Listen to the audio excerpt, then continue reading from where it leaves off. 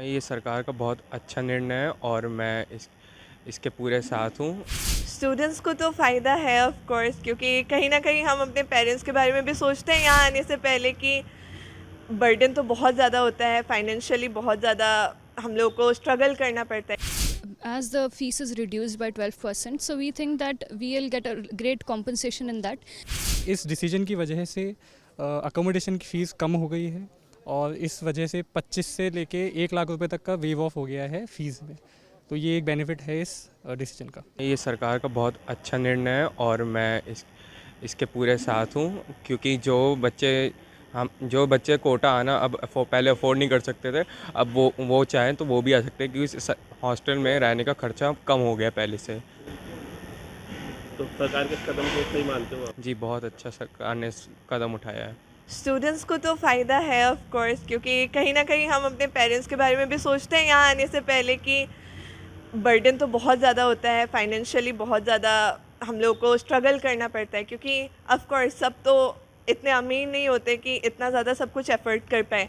तो कहीं ना कहीं बहुत ज़्यादा एक रिलीफ टाइप का एक फ़ील हुआ होगा कि होगा, स्मॉल अमाउंट एक ही होता है जीएसटी, लेकिन उतना भी कम है तो फाइनेंशियली बहुत ज़्यादा सपोर्ट हो जाता है। तो मेरे ख्याल से तो काफ़ी अच्छा एक स्टेप लिया गया है for the upbringing of childrens, कि वो लोग सोच पाए बाहर आने के लिए, पढ़ने के लिए, अगर इतना भी थोड़ा सा भी अगर फाइनेंशियली सपोर्ट मिल रहा हो तो मेरे ख्याल से बहुत अच्छा एक स्टेप लिया गया है। I think that even as parents or students, we believe and we look forward for something affordable.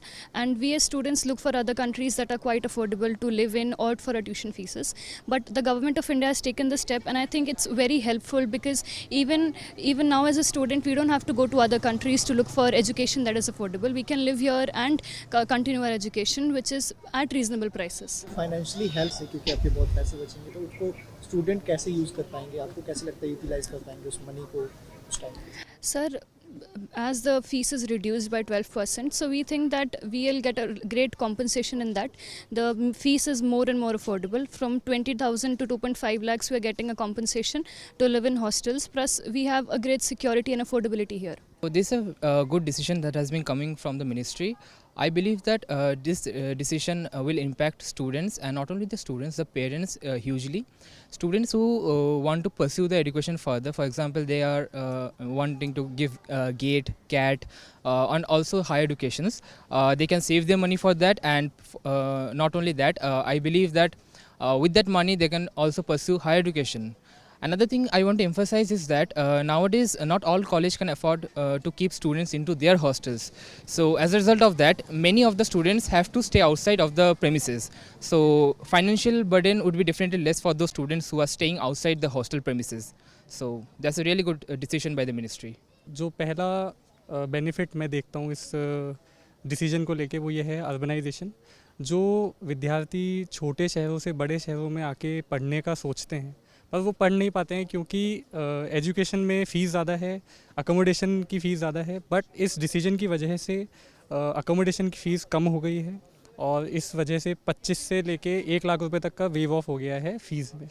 तो ये एक बेनिफिट है इस डिसीजन का। इस अगर जो बच्चे पहले से ही बाहर पढ़ रहे हैं, जिनको पैसे बचने वाले हैं, वो इसको कैसे यूटिलाइज कर पाएंगे आपके हिसाब से? जो फ़ीस हम एक्स्ट्रा अकोमोडेशन में देते थे, उस फ़ीस से हम हायर एजुकेशन में वो फीस लगा सकते हैं, जिससे हम बेहतर एजुकेशन पा सकें।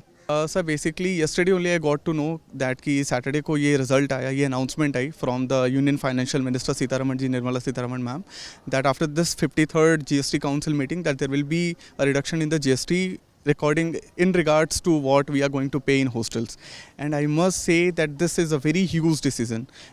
This is going to impact millions of the lives of the students who are currently enrolled in any colleges or university, because we all know that education is really expensive.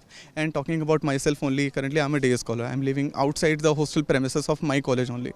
So I understand that how much financially my parents are burdened, and in fact even I am currently trying to lessen this burden by doing some internships as well.